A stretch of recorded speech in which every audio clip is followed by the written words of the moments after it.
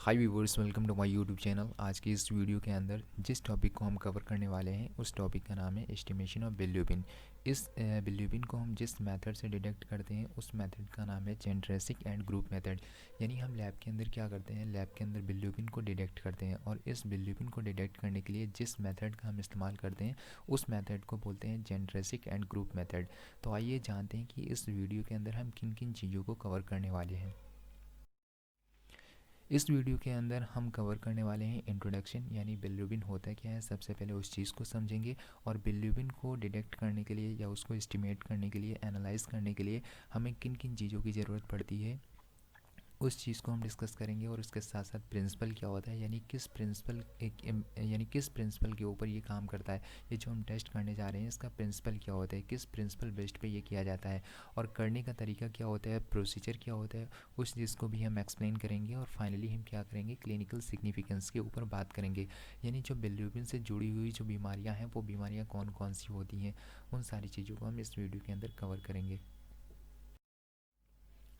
अब देखो, इस स्लाइड के अंदर हमने बाइल को यहाँ पे शो किया हुआ है। बाइल को इसलिए डाला है यहाँ पे क्योंकि बिलीरुबिन को समझने से पहले ये समझो कि बाइल क्या होता है। और क्योंकि इस बाइल के अंदर ही बाइल पिगमेंट होता है जिसे हम बिलीरुबिन या यूरोबिलिनोजन बोलते हैं। ठीक है, तो बहुत ज़्यादा कॉम्प्लिकेटेड ना करते हुए सिंपल वर्ड में आते हैं। ये जो बाइल है, बाइल हमारा गॉल ब्लैडर में स्टोर्ड होता है। और इसके अगर जो हम कंपोजिशन की बात करें तो इसमें बाइल एसिड होता है और बाइल साल्ट होता है और बाइल पिगमेंट होते हैं। बाइल एसिड का फार्मेशन कोलेस्ट्रॉल से हो रहा है और बाइल साल्ट का फार्मेशन कैसे होता है, जब यही बाइल एसिड, ये वाला बाइल एसिड सोडियम और पोटेशियम के साथ कंबाइन कर जाता है तो बाइल साल्ट बना लेता है। बाइल पिगमेंट की बात करें तो बाइल पिगमेंट का फार्मेशन आरबीसी के टूटने से होता है। यानी जब आरबीसी टूटती हैं तो उनकी टूटने से जिस पिगमेंट का फार्मेशन होता है उसे हम बाइल पिगमेंट बोलते हैं। जैसे कि बिलीरुबिन होता है और यूरोबिलिनोजन है, ये दोनों ही पिगमेंट कैसे बने, आरबीसी की टूटने से। यानी ये दोनों ही पिगमेंट बने आरबीसी की टूटने से। और ये प्रेजेंट कहाँ पे हैं, बाइल में है। और बाइल की अगर जो हम कलर की बात करें तो ये बाइल कैसा दिखता है, येलो होता है और ग्रीनिश फ्लूइड होता है। तो सिंपल सा ये समझो कि यहाँ पे इस स्लाइड को डालने का मतलब ये था, ये बताना ज़रूरी था कि जो हमारा बाइल पिगमेंट है वो बाइल पिगमेंट बाइल के अंदर भी होता है। अब इस स्लाइड में हम बिलीरुबिन को समझ लेते हैं कि बिलीरुबिन क्या है। इससे पहले वाली यानी हमने प्रीवियस स्लाइड के अंदर ये बताया कि आरबीसी के टूटने से बाइल का फार्मेशन होता है। जब आरबीसी टूटती हैं तो उससे बिलीरुबिन का फार्मेशन होता है। और ये जो बिलीरुबिन है दो तरीके का होता है, जिसे हम डायरेक्ट और इनडायरेक्ट के नाम से जानते हैं। डायरेक्ट को हम कॉन्जुगेटेड के नाम से भी जानते हैं और इनडायरेक्ट को हम अनकॉन्जुगेटेड के नाम से जानते हैं।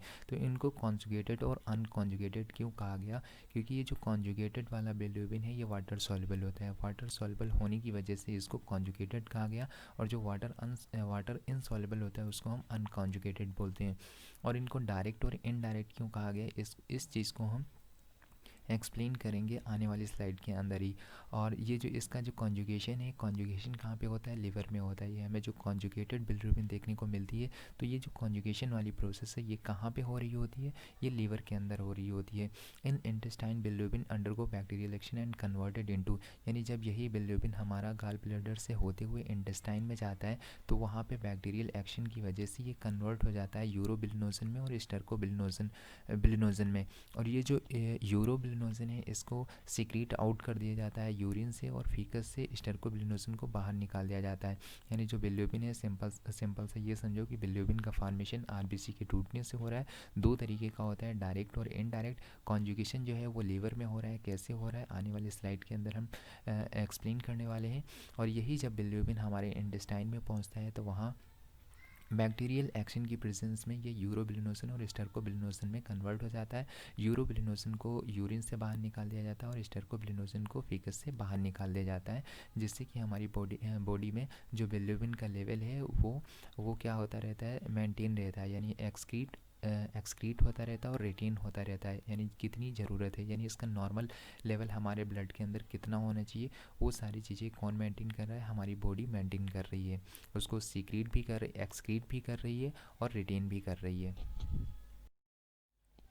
अब इस स्लाइड में देखो कॉन्जुगेशन बताया गया कि कॉन्जुगेशन लीवर में कैसे होता है। ये जो हमारा बिलिरुबिन है जो कि आरबीसी के टूटने से बनता है, ये बिलिरुबिन जब यूडीपी ग्लूकुरोनिल ट्रांसफरेज एंजाइम की प्रेजेंस में क्या करता है, यूडीपी ग्लूकुरोनिक एसिड को यूडीपी में कन्वर्ट कर देता है, और ये जो ग्लूकुरोनिक एसिड है ये फ्री हो जाता है और ये बाइंड कर जाता है बिलिरुबिन से, और ये बना लेता है बिलिरुबिन मोनोग्लूकुरोनाइड। ये बिलिरुबिन मोनोग्लूकुरोनाइड्स बना लेता है। फिर ये क्या करता है, बिलिरुबिन मोनोग्लूकुरोनाइड अगेन इस एंजाइम की प्रेजेंस में, इस एंजाइम की प्रेजेंस में और इस सबस्ट्रेट की प्रेजेंस में कन्वर्ट हो जाता है बिलिरुबिन डाइग्लूकुरोनाइड, और इस तरीके से जो बिलिरुबिन है वो क्या हो जाती है, कॉन्जुगेटेड हो जाती है, दैट मीन्स वाटर सॉल्युबल हो जाती है। इस तरीके की जो बिलिरुबिन है, ये वाली जो बिलिरुबिन है और ये वाली जो बिलिरुबिन है, ये दोनों ही बिलिरुबिन कैसी हैं, वाटर सॉल्युबल हैं। और वाटर सॉल्युबल ये की रिएक्शन कहाँ पे हो रही है, लीवर में हो रही है, जिसको हम कॉन्जुगेशन रिएक्शन भी बोलते हैं। तो इस स्लाइड के अंदर हमें ये चीज़ समझ में आ गई होगी कि जो बिलिरुबिन है उसको वाटर सॉल्युबल कैसे बनाया जाता है, कैसे हम उसको कॉन्जुगेट बोलते हैं। अब इस डायग्राम के थ्रू ये समझने की कोशिश करो कि ये हमारी आरबीसी हैं, यानी ये समझने की कोशिश करो ये हमारी आरबीसी हैं, और आरबीसी क्या करती हैं, ये टूट जाती है हीम और ग्लोबिन में, यानी हीम और ग्लोबिन में टूट जाती हैं। और जो हीम वाला पार्ट है जो कि आयरन कंटेनिंग कंपाउंड होता है, ये हीम ऑक्सीजनेस एंजाइम की प्रेजेंस में बिलिरुबिन में कन्वर्ट होता है, और बिलिरुबिन बिलिरुबिन में कन्वर्ट हो जाता है, और बिलिरुबिन जो है ये ब्लड में इसका लेवल बढ़ता रहता है। बॉडी क्या करती है, इसको एक्सक्रीट करती है, रिटेन भी करती है ज़रूरत के हिसाब से। तो जब हमें बीमारियां होती हैं, किसी भी तरीके का इन्फेक्शन हो गया, जैसे कि बैक्टीरियल और वायरल इन्फेक्शन में आरबीसी बहुत ज़्यादा टूटने लगती हैं, उन केसेस में बिलिरुबिन बहुत ज़्यादा बनता है। तो ये बिलिरुबिन क्या करता है, जॉइंटिस कॉज करता है बॉडी के अंदर। तो वो जो जॉइंटिस होती है उस तरीके की जॉइंटिस को हम हीमोलिटिक जॉइंटिस बोलते हैं, जो आरबीसी की टूटने से बिलिरुबिन का लेवल जब ज़्यादा बनता है, इस तरीके की जॉइंटिस को हम हीमोलिटिक जॉइंटिस बोलते हैं। और जो हिपेटोसेलुलर जॉइंटिस है उसमें क्या होता है, यानी लीवर में दिक्कत आ जाती है, यानी कॉन्जुगेशन वाली जो प्रोसेस है वो लीवर में हो नहीं पाती है, जिसकी वजह से क्या होता है, ये जो बिलिरुबिन है ये ब्लड के अंदर बढ़ने लगता है, इसका लेवल बढ़ने लगता है। बढ़ने की वजह से ये जॉइंटिस कॉज करता है, जिसे हम हिपेटोसेलुलर जॉइंटिस बोलते हैं। और ऑब्स्ट्रक्टिव जॉइंटिस वो जॉइंटिस होती है जब बाइल डक्ट में ऑब्स्ट्रक्शन आ जाता है, यानी कॉमन बाइल डक्ट में या सिस्टिक डक्ट में जब ऑब्स्ट्रक्शन आता है, यानी उसमें ऑब्स्ट्रक्शन रुकावट बन जाती है, जिससे क्या होता है, जो बिलिरुबिन है वो निकल के इंटेस्टाइन में नहीं पहुंचता, और इंटेस्टाइन से उसको फीकस से बाहर नहीं निकाला जाता है, यानी फीकस से बाहर नहीं निकल पाती है। तो यही जो बिलिरुबिन है ब्लड के अंदर इसका लेवल बढ़ने लगता है, और ये क्या करता है, एक जॉइंटिस कॉज करता है, जिसे हम ऑब्स्ट्रक्टिव जॉइंटिस बोलते हैं। तो इस स्लाइड की हेल्प से ये चीज़ें क्लियर हो गई होंगी कि हीमोलिटिक जॉइंटिस और हिपेटोसेलुलर जॉइंटिस और ऑब्स्ट्रक्टिव जॉइंटिस क्या होती हैं।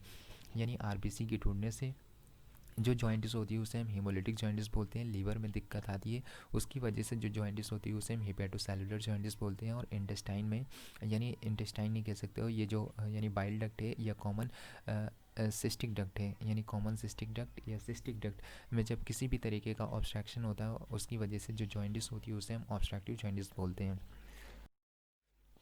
अब देखो इस टेस्ट को करने के लिए हमें किन किन चीज़ों की ज़रूरत पड़ती है वो चीज़ें जान लेते हैं। सबसे पहले हमें सैंपल की ज़रूरत पड़ती है जो कि पेशेंट से लिया जाता है, और रिजेंट जो कि हमारे लैब के अंदर अवेलेबल होती हैं, और डिस्टिल्ड वाटर की ज़रूरत पड़ती है। और इसके साथ साथ हमें एप एंड डॉप्स ट्यूब की और एनालाइजर मशीन की ज़रूरत पड़ती है। यानी हमारे पास क्या होना चाहिए, सैंपल होना चाहिए, रिजेंट होना चाहिए, डिस्टिल्ड वाटर होना चाहिए, एप एंड डॉप्स ट्यूब होनी चाहिए, और एनालाइजर मशीन होनी चाहिए। यानी इस मशीन से हम बिलिरुबिन को चेक करते हैं और इसके अंदर हम रिएक्शन कराते हैं, यानी जो भी हमारे रिजेंट या सैंपल्स होते हैं इस ट्यूब के अंदर लिए जाते हैं। लेने के बाद इसको इंक्यूबेट कराते हैं, इंक्यूबेट कराने के बाद फिर इस मशीन के अंदर एस्पायरेट करा देते हैं। ये मशीन एस्पायरेट कर लेती है और इसके अंदर जो भी बिलिरुबिन का कंटेंट होता है उसको ये डिस्प्ले कर देती है, और इससे ये हमें पता चल जाता है कि ब्लड के अंदर बिलिरुबिन का लेवल कितना है। तो प्रोसीजर क्या होता है ये भी जान लेते हैं, और उससे पहले हम ये जान लें कि जो हमने यहाँ पे रीजेंट इस्तेमाल किए हैं उन रीजेंट के अंदर उन रीजेंट का कंपोजिशन क्या है। तो यहाँ पे देखो जो हम रीजेंट लेते हैं 3 तरीके के रीजेंट होते हैं, जिनको हम R1 R2 और R3 के नाम से जानते हैं। R1 के अंदर सोडियम नाइट्राइट होता है, और R2 के अंदर सल्फ्यूरिक एसिड होता है, R3 के अंदर सोडियम एस्टेट, सोडियम बेंजोएट और कैफीन होता है। कैफीन होता है, ये हमारे 3 तरीके के रीजेंट होते हैं और ये 3 तरीके के रीजेंट हैं और अलग अलग रीजेंट के अंदर अलग अलग कॉन्स्टिट्यूएंट होता है। यानी R1 के अंदर सोडियम नाइट्राइट और R2 के अंदर H2SO4, R3 के अंदर सोडियम एस्टेट, सोडियम बेंजोएट और कैफीन होता है। तो ये जो केमिकल्स हैं, यानी ये जो केमिकल्स हैं या रीजेंट हैं, इनका रोल क्या होता है, ये भी चीज़ समझ लेते हैं। अब देखो, जो सोडियम एसिटेट है, सोडियम एसिटेट क्या करता है, ये बफर की तरीके से एक्ट करता है। बफर की तरीके से एक्ट करके ये क्या करता है, एक सुइटेबल पीएच प्रोवाइड करता है। फॉर एग्जांपल के तौर पे आप ये समझो कि जब आप किसी भी पेशेंट का ब्लड लेके आते हो, तो उसको जब आप ट्यूब के अंदर लेके आते हो, और जो ब्लड का हमारा पीएच है वो किसके द्वारा मेंटेन होता है, यानी अगर जो हम ब्लड के पीएच की मेंटेनेंस की बात करें तो हमारी बॉडी के अंदर एक प्रोसेस चलती है जिसे हम होम्योस्टेसिस बोलते हैं। उस होम्योस्टेसिस की हेल्प से हमारे ब्लड के अंदर ब्लड का जो पीएच है वो मेंटेन रहता है। जब यही ब्लड ट्यूब के अंदर आ जाता है तो अब इस पीएच को मेंटेन करने के लिए कोई भी प्रोसेस नहीं हो चलती है। तो ये जो ब्लड, यानी इस ब्लड के पीएच को मेंटेन करने के लिए हम क्या करते हैं, यहाँ पे एक बफर का इस्तेमाल करते हैं जो कि सोडियम एसिटेट होता है। और जो कैफीन और सोडियम बेंजोएट है, ये क्या करते हैं, ये जो रेट ऑफ रिएक्शन है उसको बढ़ा देते हैं, यानी बिलीरुबिन को डाई एसिटाइल सल्फोनिलिक एसिड रिएक्शन के साथ बढ़ा देते हैं। यानी जो बिलीरुबिन हमारे ब्लड के अंदर प्रेजेंट है और यहाँ पे जो हमने रीजेंट लिए हैं वो रीजेंट आपस में रिएक्ट करके डाई एसिटाइल सल्फोनिलिक एसिड बना लेते हैं, और यही डाई एसिटाइल सल्फोनिलिक एसिड बिलीरुबिन के साथ रिएक्ट करके एक एजो कंपाउंड बनाता है, जो कि हम प्रिंसिपल में पढ़ते हैं। ठीक है, तो इसके साथ बिलीरुबिन की रिएक्शन, यानी ये जो बिलीरुबिन की रिएक्शन है ये बढ़ाने का काम कौन करता है, कैफीन और सोडियम बेंजोएट करता है। और कैफीन इसके साथ साथ क्या करता है, ये जो हमारी वाटर इनसॉल्युबल प्रोटीन है, वाटर इनसॉल्युबल प्रोटीन को सॉल्युबल बनाने का काम करता है। जो वाटर इनसॉल्युबल प्रोटीन है वो क्या होती है, वो प्रोटीन के साथ बाइंड होती है। ठीक है, जो वाटर इनसॉल्युबल प्रोटीन है वो प्रोटीन के साथ बाइंड रहती है, जो कि हमारे ब्लड के अंदर एल्बुमिन प्रोटीन है, इस प्रोटीन के साथ बाइंड रहती है। और ये कैफीन क्या करता है, इस प्रोटीन से बिलीरुबिन को अलग करके और इसको वाटर सॉल्युबल बना देता है। तो ये डाई एसिटाइल सल्फोनिलिक एसिड कैसे बनता है, इस चीज़ को भी समझ लेते हैं। यहाँ पे जो सल्फ्यूरिक एसिड और सोडियम बेंजोएट और सोडियम नाइट्राइट हैं, जो कि रिएजेंट के अंदर इस्तेमाल हुए हैं, ये आपस में रिएक्ट करके डाई एसिटाइल सल्फोनिलिक एसिड बना लेते हैं। ये क्या करते हैं, डाई एसिटाइल सल्फोनिलिक एसिड बना लेते हैं, और यही डाई एसिटाइल सल्फोनिलिक एसिड बिलीरुबिन के साथ रिएक्ट करके एजो कंपाउंड बना लेता है। और यहाँ पे जो सोडियम नाइट्राइट इस्तेमाल होता है वो क्या करता है, जो भी रिएजेंट होते हैं उसको स्टेबल करने का काम करता है, यानी स्टेबलाइज करने का काम करता है। अब हम प्रिंसिपल समझ लेते हैं कि प्रिंसिपल क्या होता है। यानी सबसे पहले हमने क्या किया, बिलीरुबिन को समझा, फिर उसके बाद में हमने कौन कौन से रिएजेंट होते हैं उसको समझा, और ये किस प्रिंसिपल पे टेस्ट होता है, यानी इसका प्रिंसिपल क्या होता है, कैसे ये टेस्ट काम करता है, इस चीज़ को समझ लेते हैं। यानी जो हमारे सैंपल के अंदर बिलीरुबिन होता है वो डाई एसिटाइल सल्फोनिलिक एसिड के साथ रिएक्ट करके एजो कंपाउंड बना लेता है, और ये जो एजो कंपाउंड है ये पर्पल कलर का होता है, और इसको रीड करने के लिए हम स्पेक्ट्रोफोटोमीटर या एनालाइज़र मशीन के अंदर, यानी जो सेमी ऑटो एनालाइज़र मशीन होती है उसके अंदर एक फ़िल्टर पेपर सेट करते हैं, और वो फ़िल्टर पेपर 546 नैनोमीटर पे सेट होना चाहिए। यानी इस फ़िल्टर पेपर के ऊपर हम बिलीरुबिन को रीड करते हैं।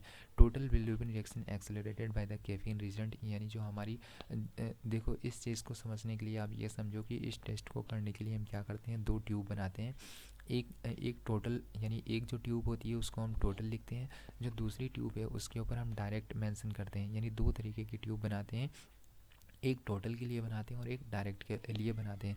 जो टोटल वाली टेस्ट ट्यूब होती है उसके अंदर हम R3 रिएजेंट का इस्तेमाल करते हैं, जबकि जो डायरेक्ट वाली है उसके अंदर हम R3 का इस्तेमाल नहीं करते हैं। अब जब हमने क्या किया है, टोटल वाली ट्यूब के अंदर R3 को इस्तेमाल किया है, तो उसके अंदर कैफीन होता है, और कैफीन का काम क्या होता है कि रेट ऑफ रिएक्शन को बढ़ाना, यानी रेट ऑफ रिएक्शन को बढ़ाना, यानी जो कपलिंग रिएक्शन है बिलीरुबिन की रिएक्शन डाई एसिटाइल सल्फोनिलिक एसिड के साथ हो रही होती है। तो इस रिएक्शन को बढ़ाने का काम कौन करता है, कैफीन करता है। और डायरेक्ट क्या करते हैं, इन दोनों ही, जब हमारी ये ट्यूब बन जाती हैं, इन दोनों ट्यूब बनने के बाद इनको हम इंक्यूबेट कराते हैं। इंक्यूबेट का मतलब होता है रिएक्शन होने के लिए जो हम टाइम देते हैं उसे हम इंक्यूबेशन बोलते हैं, और 5 मिनट का टाइम देते हैं, रूम टेम्परेचर पे रखते हैं। यानी हम इसको इंक्यूबेटर के अंदर नहीं रखते हैं, रूम टेम्परेचर पे रख के 5 मिनट का इंक्यूबेशन कराते हैं। फिर इंक्यूबेशन कराने के बाद हम इसको एस्पायरेट करा देते हैं मशीन के अंदर, और वो एस्पायरेट करके तुरंत ही रीडिंग दे देता है। और क्या होता है, अगर जो हमने 10 मिनट के बाद रीडिंग ले रहे हैं तो 10 मिनट के बाद अगर जो हम रीडिंग लेंगे तो फिर जो हमारी रीडिंग आएगी वो गलत आएगी, क्योंकि जो टोटल बिलीरुबिन रिएक्शन है वो 10 मिनट तक के लिए ही स्टेबल होती है, उसके बाद में अनस्टेबल हो जाती है, यानी फिर बेकार हो जाती है। फिर जो भी रिज़ल्ट्स आएंगे फिर वो गलत आएंगे।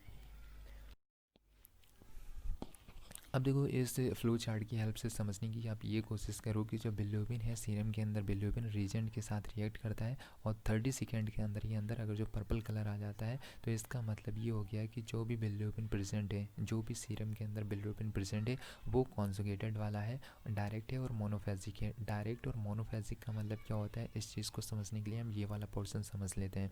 अब देखो, अगर जो 30 सेकेंड के अंदर पर्पल कलर आ रहा है तो इसका मतलब वो कैसा बिलीरुबिन होगा, कॉन्जुगेटेड होगा।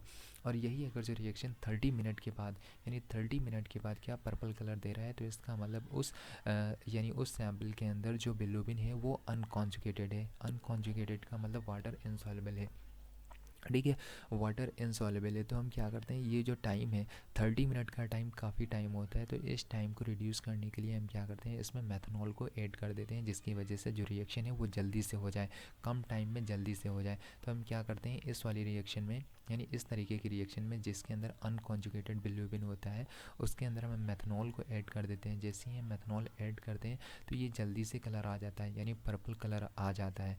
तो पर्पल कलर जल्दी से आ गया। अब देखो, यहाँ पे ये वाली जो रिएक्शन है वो डायरेक्ट नहीं हुई, इनडायरेक्ट हुई, क्योंकि हमने यहाँ पे दो रीजेंट इस्तेमाल किए, जबकि ये वाली जो रिएक्शन थी इसमें डायरेक्ट, यानी हमने क्या किया, सिंपल सा बिलीरुबिन को रीजेंट के साथ रिएक्ट कराया, रिएक्ट करके इसने क्या किया, डायरेक्ट ही कलर दे दिया और एक ही स्टेप में रिएक्शन हो गई। एक ही स्टेप में, मतलब फेज़ का मतलब होता है स्टेप में, ए मोनो का मतलब होता है सिंगल, यानी सिंगल फेज़ की ये रिएक्शन है, एक ही स्टेप में रिएक्शन हो गई।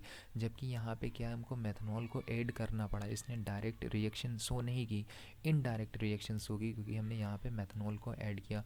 और बाईफेजिक का मतलब ये दो स्टेप की रिएक्शन है, दो फेज़ की रिएक्शन है, ठीक है, इसीलिए इसको हम बाईफेज बोलते हैं, क्योंकि पहले फेज़ में हमने क्या किया, इसकी रिएक्शन इस रीजेंट के साथ कराई और उसके बाद में जब इसने कलर नहीं दिया तो कलर जल्दी दे दे, उसके लिए हमने क्या किया, इसमें मेथनॉल को ऐड किया। मेथनॉल ऐड करने की वजह से जो रिएक्शन हो गई वो बाईफेजिक हो गई और इनडायरेक्ट हो गई। तो ये यानी डायरेक्ट, मोनोफेजिक का मतलब आप लोगों को क्लियर हो गया होगा। अब हम यहाँ पे प्रोसीजर समझ लेते हैं। प्रोसीजर क्या होता है, सबसे पहले हम दो ट्यूब लेते हैं, दो अप एंड ऑफ ट्यूब लेते हैं और उन दोनों ट्यूब को हम क्या करते हैं, लेवल कर देते हैं E1 और E2 से। यानी E1 क्या करता है, E1 इंडिकेट करता है कि ये जो ट्यूब है ये टोटल के लिए है, और E2 इंडिकेट करता है ये जो ट्यूब है वो डायरेक्ट के लिए है। अब हम इन दोनों ट्यूब के अंदर क्या करते हैं, रीजेंट और सैम्पल को लेते हैं। रीजेंट और सैम्पल लेने का जो सीक्वेंस होता है वो यही होता है, यानी सबसे पहले R1, फिर R2, उसके बाद में सैम्पल, फिर R3 और लास्ट में डिस्टिल वाटर लिया जाता है। तो जो हमारी टोटल, यानी ये जो दोनों टेस्ट ट्यूब हैं, इन दोनों टेस्ट ट्यूब के अंदर हम क्या करते हैं, R1 R2 जो सैंपल है ये 50-50 माइक्रोलीटर लिया जाता है दोनों ही टेस्ट ट्यूब के अंदर, ठीक है। दोनों ही एपेंडोप्स ट्यूब के अंदर हम क्या करते हैं, R1 R2 और सैंपल जो है वो 50-50 माइक्रोलीटर लेते हैं, जबकि जो R3 है वो टोटल के अंदर हम 500 माइक्रोलीटर लेते हैं और R3 को हम डायरेक्ट में नहीं लेते हैं। और डिस्टिल वाटर हम क्या करते हैं, डिस्टिल वाटर टोटल के अंदर 500 माइक्रोलीटर लेते हैं, जबकि डायरेक्ट में 1000 माइक्रोलीटर लेते हैं। ऐसा क्यों करते हैं, ऐसा इसलिए करते हैं क्योंकि यहाँ पे हमने क्या किया, R3 नहीं ऐड किया है। तब जब R3 ऐड नहीं करोगे तो इस ट्यूब के अंदर जो रीजेंट और सैम्पल का वैल्यूम होगा वो कम होगा in comparison to that tube. तो हम क्या करते हैं, इन दोनों टेस्ट, यानी इन दोनों एपेंडोप्स ट्यूब के रीजेंट और सैम्पल के वैल्यूम को नॉर्मल यानी लेवल में लाने के लिए हम क्या करते हैं, 1000 माइक्रोलीटर यहाँ पे डिस्टिल वाटर ऐड करते हैं, जबकि यहाँ पे 500 माइक्रोलीटर डिस्टिल वाटर ऐड किया जाता है। फिर उसके बाद में हम क्या करते हैं, 5 मिनट का उन दोनों ट्यूब को रूम टेम्परेचर पे 5 मिनट के लिए रख देते हैं। रखने के बाद उनका इंक्यूबेशन हो जाता है और उसके बाद में हम क्या करते हैं, मशीन के अंदर एस्पायरेट करा देते हैं। और जैसे ही मशीन के अंदर एस्पायरेट होते हैं, मशीन उसको रीड करती है, रीड करने के बाद जो भी रीडिंग होती है उसको डिस्प्ले कर देती हैं। फिर डिस्प्ले हो जाने के बाद भी जो भी रीडिंग्स आती है उसको हम नोट कर लेते हैं और नोट करके हम रिपोर्ट तैयार कर देते हैं। अब देखो यहाँ पे कुछ टर्म्स हैं, उनको समझ लेते हैं। यानी जब हम रिएक्शन करा रहे होते हैं ट्यूब के अंदर, तो जो रिएक्शन हो रही होती है वो एंड पॉइंट की रिएक्शन है। एंड पॉइंट की रिएक्शन इसलिए बोला गया यहाँ पे क्योंकि हमने 5 मिनट का इंक्यूबेशन दिया। तो ऐसी रिएक्शन जिसमें इंक्यूबेशन मांगती है, यानी जो रिएक्शन होने के लिए कुछ टाइम लेती है, उन रिएक्शन को हम एंड पॉइंट रिएक्शन बोलते हैं। और जो रिएक्शन इंक्यूबेशन, यानी जिन रिएक्शन को इंक्यूबेशन की ज़रूरत नहीं होती, उन रिएक्शन को हम फ्री पॉइंट रिएक्शन बोलते हैं, यानी उसमें इंक्यूबेशन की ज़रूरत नहीं होती है। और यहाँ पे जो रिएक्शन का स्लोप है वो इंक्रीजिंग आता है। Cell flow temperature 30 degree Celsius से। वेवलेंथ की बात करें, यानी जो हमने फ़िल्टर पेपर इस्तेमाल किया वो 546 नैनोमीटर का है और 630 नैनोमीटर, यानी इस रेंज के बीच में आना चाहिए। आप इस रेंज के बीच में कोई सा फ़िल्टर पेपर आप इस्तेमाल कर सकते हो। यहाँ पे जो रिजेंट वैल्यूम है वो 1.1 ml है। सैंपल का वैल्यूम 50 माइक्रोलीटर था। और जीरो सेटिंग, यानी जीरो सेटिंग हम कैसे करते हैं, डिस्टिल वाटर से, यानी डिस्टिल वाटर की हेल्प से हम जीरो सेटिंग करते हैं। और यहाँ पे जो फैक्टर है, फैक्टर 26 3.12 होता है। अब देखो रेफरेंस वैल्यू को समझ लेते हैं, यानी जो भी हम टेस्ट करके लाते हैं, जो हमारी वैल्यूज़ आती हैं, उन वैल्यूज़ को हम रिलेट कराते हैं इन रेफरेंस वैल्यूज़ से। तो टोटल बिलीरुबिन की नॉर्मल वैल्यू क्या होती है, 0.1 से 0.9 मिलीग्राम पर डेसीलीटर होता है। जबकि डायरेक्ट और इनडायरेक्ट का लेवल की अगर जो हम बात करें, यानी नॉर्मल रेंज क्या होती है, तो वो 0.2 से 0.4 होती है। और 0.2 से 0.6 जो कि इनडायरेक्ट के लिए है, और 0.2 से 0.4 जो कि डायरेक्ट के लिए होती है। ये हमारी नॉर्मल रेंज होती है। अब यहाँ पे देखो हमने सिर्फ दो ही ट्यूब बनाई थी, एक टोटल की बनाई थी और एक डायरेक्ट की बनाई थी। तो हम इनडायरेक्ट, यानी जो इनडायरेक्ट बिलीरुबिन है उसको कैसे कैलकुलेट किया जाता है, तो इसको कैलकुलेट करने के लिए हम क्या करते हैं, टोटल को डायरेक्ट से माइनस कर देते हैं। यानी जो भी टोटल की रीडिंग आई हुई है उसको हम डायरेक्ट वाली की रीडिंग के साथ माइनस कर देते हैं। और जो रीडिंग बन के आती है वो रीडिंग इनडायरेक्ट की होती है। फिर इसी इनडायरेक्ट रीडिंग को हम क्या करते हैं इन रेफरेंस वैल्यूज़ के साथ रिलेट कराते हैं। अगर जो वैल्यूज़ इनसे बढ़ी हुई आती हैं तो इसका मतलब जो पेशेंट है वो किसी डिजीज़ से सफ़र कर रहा है। अब कौन कौन सी डिजीज़ होती हैं बिलीरुबिन की वजह से, तो इस चीज़ को समझने के लिए चलना होगा नेक्स्ट स्लाइड की तरफ। अब देखो, यानी बिलीरुबिन की वजह से जॉइंटिस होती है। और जॉइंटिस भी तीन तरीके की होती है, एक हीमोलिटिक जॉइंटिस है, दूसरी हेपेटिक जॉइंटिस है और तीसरी ऑब्स्ट्रक्टिव जॉइंटिस है। यानी हीमोलिटिक जॉइंटिस वही जॉइंटिस होती है जो कि आरबीसी की टूटने की वजह से होती है। और हेपेटिक जॉइंटिस जो कि लीवर में किसी भी तरीके की प्रॉब्लम लीवर में आई है या लीवर में दिक्कत हुई है और उसकी वजह से जॉइंटिस हो रही है, तो उसे हम हेपेटिक जॉइंटिस बोलते हैं। और ऑब्स्ट्रक्टिव जॉइंटिस क्या होता है, यानी जो हमारी सिस्टिक डक्ट या कॉमन बाइल डक्ट होती है, जब उसमें ऑब्स्ट्रक्शन हो जाता है, ऑब्स्ट्रक्शन होने की वजह से बिलीरुबिन का लेवल बढ़ता है और वो जॉइंटिस कॉज करता है, और उस तरीके की जॉइंटिस ऑब्स्ट्रक्टिव जॉइंटिस कहलाती है। अब हम बिलीरुबिन की हेल्प से ये कैसे समझेंगे कि ये हेमोलिटिक जॉइंटिस की वजह से बिलीरुबिन बढ़ रहा है, या हेपेटिक की वजह से बढ़ रहा है, या ऑब्स्ट्रक्टिव की वजह से बढ़ रहा है, तो इस चीज़ को भी समझ लेते हैं। अब देखो हीमोलिटिक जॉन्डिस, यानी हीमोलिटिक जॉन्डिस में क्या होगा, हीमोलिटिक जॉन्डिस में अनकॉन्जुगेटेड, यानी अनकॉन्जुगेटेड को हम इनडायरेक्ट के नाम से भी जानते हैं। तो इसमें यानी अनकॉन्जुगेटेड का लेवल बढ़ा हुआ मिलेगा। यानी अगर जो कोई भी रिपोर्ट आ रही है और उस रिपोर्ट के अंदर अनकॉन्जुगेटेड बिलीरुबिन का लेवल बढ़ा हुआ है, बाकी की जो बिलीरुबिन से उनका लेवल जो है नॉर्मल है, तो इसका मतलब जो पेशेंट है वो हीमोलिटिक जॉन्डिस से सफ़र कर रहा है, जिसको हम प्री हिपैटिक भी बोलते हैं। प्री हिपैटिक का मतलब ये हो गया कि लीवर में अभी दिक्कत नहीं है, सिर्फ और सिर्फ आरबीसी के टूटने की वजह से जॉइंटिस हुई है, जिसे हम हेमोलिटिक जॉइंटिस बोले। और आरबीसी का टूटना बैक्टीरियल इन्फेक्शन की वजह से हो सकता है, या वायरल इन्फेक्शन की वजह से हो सकता है, या अदर किसी भी तरीके की डिजीज़ हो सकती है। और हेपेटिक में क्या होता है, हेपेटिक में दोनों तरीके की जो बिलीरुबिन है उनका लेवल बढ़ता है। अगर जो रिपोर्ट के अंदर दोनों का लेवल हमको बड़ा मिल रहा है, कॉन्जुगेटेड वाला भी बड़ा मिल रहा है और अनकॉन्जुगेटेड वाला भी बड़ा मिल रहा है, तो इसका मतलब ये हो गया कि जो पेशेंट को जॉइंटिस है वो हेपेटिक वाली जॉइंटिस है, क्योंकि इसमें दोनों तरीके की बिलीरुबिन का लेवल बढ़ा हुआ है। और जो ऑब्स्ट्रक्टिव जॉइंटिस है, ऑब्स्ट्रक्टिव जॉइंटिस में सिर्फ और सिर्फ हमको कॉन्जुगेटेड बिलीरुबिन का लेवल बढ़ा हुआ मिलता है, जिसको हम डायरेक्ट के नाम से भी जानते हैं। हेमोलिटिक वाले में अनकॉन्जुगेटेड का लेवल बढ़ता है, जबकि ऑब्स्ट्रक्टिव में कॉन्जुगेटेड का लेवल बढ़ता है, और इसको हम पोस्ट हेपेटिक के नाम से भी जानते हैं। पोस्ट हेपेटिक इसलिए बोला जाता है क्योंकि जो लीवर के बाद वाला जो पोर्सन है, जैसे कि गाल ब्लैडर और जो कॉमन बाइल डक्ट या सिस्टिक डक्ट होती है, वहाँ पे किसी भी तरीके का इन्फेक्शन या ऑब्स्ट्रक्शन हुआ है, ऑब्स्ट्रक्शन हुआ है, और उसकी वजह से पेशेंट को जो जॉइंटिस हुई है उसे हम क्या बोलते हैं, ऑब्स्ट्रक्टिव जॉइंटिस बोलते हैं। तो आज के लिए इतना ही, मिलते हैं नेक्स्ट वीडियो में नए टॉपिक के साथ। चलते हैं, बाय बाय, थैंक यू।